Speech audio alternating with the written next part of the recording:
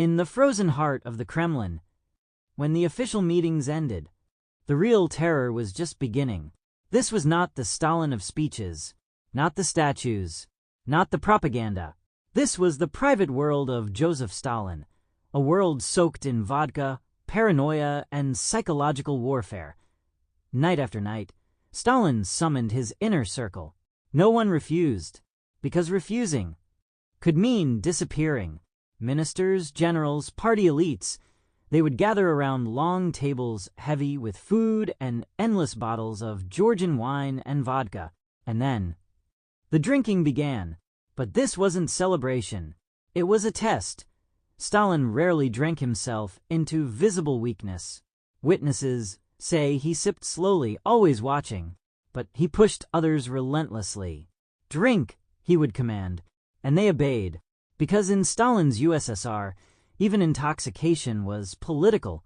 Men like Nikita Khrushchev later recalled these nights as psychological torture. You had to drink, but not too much. Laugh, but not too loudly. Speak, but never say the wrong thing. Because one misplaced word, one wrong joke, one moment of hesitation could end your career or your life. And Stalin? He enjoyed it. He mocked his guests, forced them to dance, humiliated powerful men like school children. Imagine top Soviet officials, drunk, exhausted, terrified, while the most powerful man in the world watched, smiling. Sometimes the night stretched until dawn. Guests would stumble out barely conscious. Some were carried home, others never returned. Because Stalin's dinners were not just about drinking. They were about control. Total control. There are chilling accounts of Stalin deliberately getting his associates drunk, just to observe who talked too much, who complained, who showed weakness. It was intelligence gathering, disguised as hospitality. Even his closest allies were not safe. Friendship meant nothing. Loyalty was never enough. Because Stalin trusted no one, and alcohol became his weapon.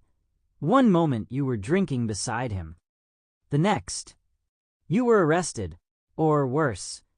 These nights reveal something deeper. This wasn't just a dictator ruling a country.